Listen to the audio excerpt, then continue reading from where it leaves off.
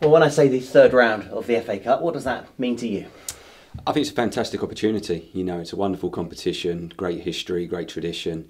I think everyone in the game, fans, players, coaches, everyone has great memories of the FA Cup. You know, watching it as kids and growing up with the game in this country. So I think fantastic game for the football club, an opportunity to progress into the fourth round, and then you never know what tie that could bring. So we're really looking forward to the game. I hope the supporters are too, and hopefully we can get through into that fourth round. Yeah, you could have drawn anyone in the land. What was your feeling about taking on a fellow League One side here at the Met? I mean, the fixture was already in place when I came in, so it's just been preparing for that. Coventry are a good side, you know, they're doing well in League One this year, and I think Mark Robbins and AD Vivash have done a really good job there. So we know it's going to be a tough game. We're prepared for that, and you know, we don't look too far into who it is we're playing. We just focus on it. We prepare, and we try and do our best to win the game. And you don't need to do too much scouting. I'm assuming that Matt Gooden's an obvious threat, having scored 2 hat-tricks over Christmas. Yeah, he's got I think 9 goals this season now, but he's got 6 in the last 2 games. So you know, it's obvious that he's in good form. They're in good form, and as I say, we're prepared for that. We're you know, we want to play with a lot more energy and a lot more passion than what we did in the previous game. You know, we've spoken about that, and I think you know, it was a difficult period with the games, but I now want to see a big shift in where we're going, and I want that from the gas heads as well. You know, the energy that they bring, the passion. You know, we want that. We want that coming down to the pitch. We want to feel that, and I want the players to feel that, and I want them to play that way. So, you know, I probably could have taken the easy option and delayed coming in, you know, and not had that difficult period. But I wanted to get in straight away. It's a long-term aim of terms of where we're going. I'm thick-skinned enough to handle any negative results and criticism in the short term, because I know where we're going to get to.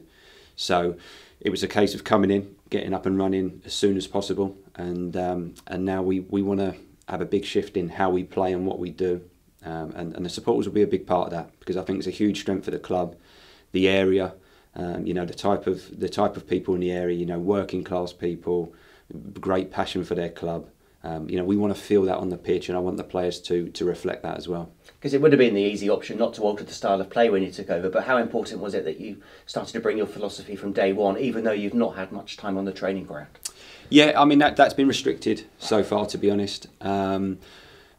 In terms of contact time and in terms of the players that we've had with the amount of injuries and everything. So we're as I said, we're hoping to get players back into the fold now. In terms of injuries, we're close to adding a couple that will improve the squad.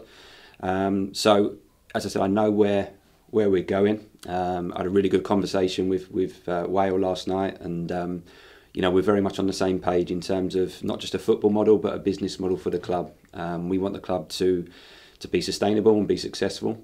It is going to take time. There is going to be probably 2 steps backwards to go forward sometimes, but we will come through that. And I'm confident in what we're going to do and what we're going to put in place. And I think there's going to be exciting times ahead for Rovers. But it's going to now be putting in place.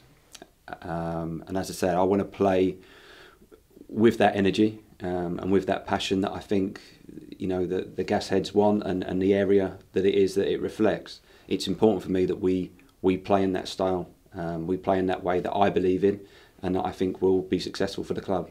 Like a lot of clubs at this level, you don't have a blank checkbook. Do you have a budget in January, or is it a case of trading, which is a lot of clubs are using these days? Do you perhaps have to sell before you can buy? Yeah, we've got to be clever with what we do, not just in terms of any fees we generate. We might then have the possibility to use that.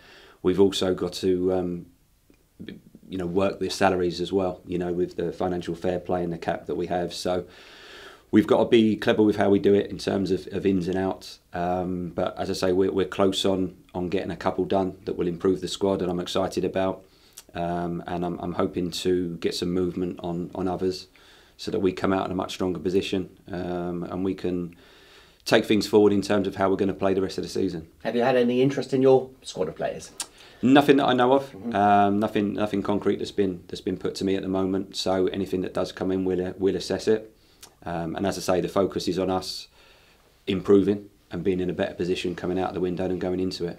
There were suggestions perhaps that Victor Adebayo might go back to his parent club. Is he part of your plans, or might he return to Barnsley? Yeah, no, Victor's here, and I've had a good chat with Victor at the moment. I've not had the opportunity to see too much of him in terms of playing time, so I'm still very much assessing the squad. Over the next probably 10 to 12 days would be an opportunity for me to sit down and have one-on-ones with players. I haven't had the opportunity to do that so far, and in an ideal world I would have done, because you know, a big thing for me is being honest with players and letting them know where they are in terms of my plans, and I will be doing that over the next 10 to 12 days with all of the players. And with that in mind, where's Gavin Riley? Your plans?